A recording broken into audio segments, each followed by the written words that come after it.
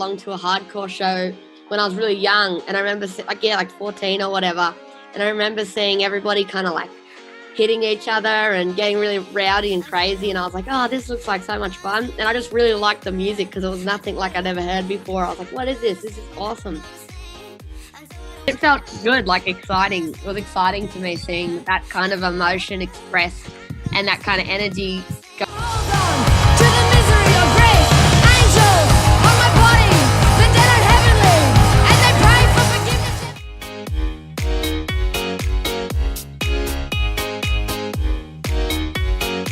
Absolutely. Always bouncing off the walls, always talking really fast, talking over people, lots of energy all the time. When you're bored, like, you really know about it. Amy can be really loud as well. Oh my God, Amy's really bad to be around when you're hungover. Yeah, I don't know. Always lots of energy, and it makes me feel flattered because of how crazy Amy's energy is.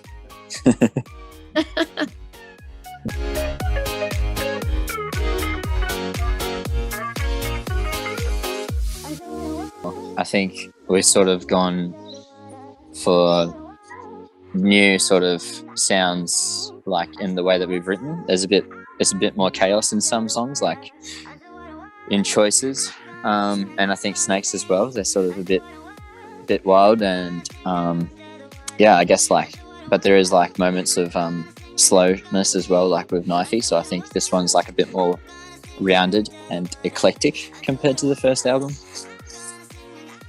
Mm-hmm. I feel like it's chaotic and it's wild, but it's also it's kind of more defined, and like I think, you know, the boys have gotten really good at their instruments, like they've come a long way. So the first couple of songs in the first album before this one, like we still just were teaching ourselves how to play everything, and just, you know, still super, like, it was really like sloppy, but that was really chaotic and fun. Whereas I feel like this one is like more of it's more like ferociously wild than it is just like drunk wild.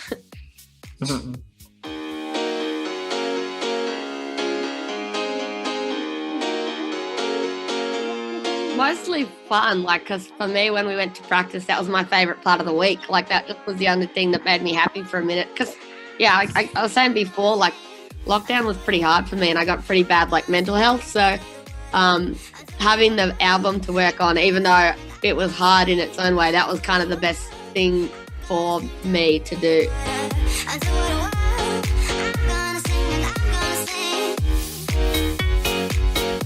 Well, I guess because we've never really been a part of a specific scene. Like, we've just really all loved music, really. Like, we love the garage scene and the punk scene, and we like country music, and we just like all different kinds of music.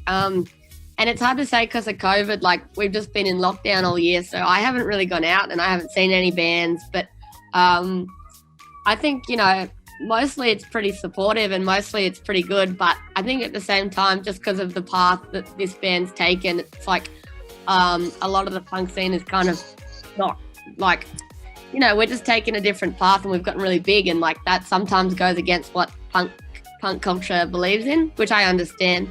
But I still respect it and think it's the best shit ever, as in punk music.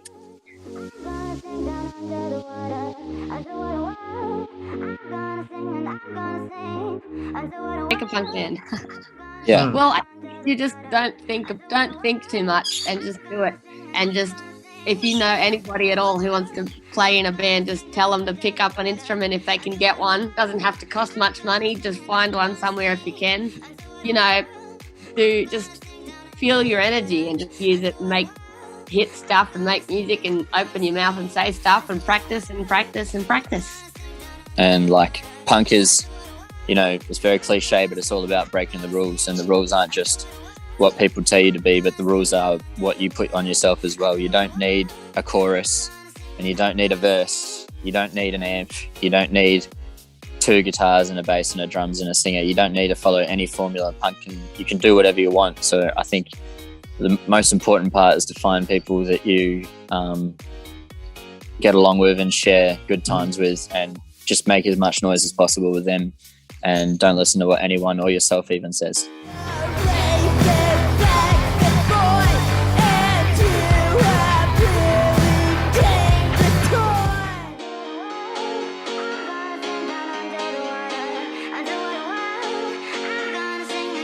They're great and they're awesome, and they have a message, and they're just kids and they're brave because they're just like, here we are. Well, I think they're older now. I just saw that one video of them playing in high school, but it's like they're just brave and they have a message and they don't care what anyone else thinks, and that's punk to me.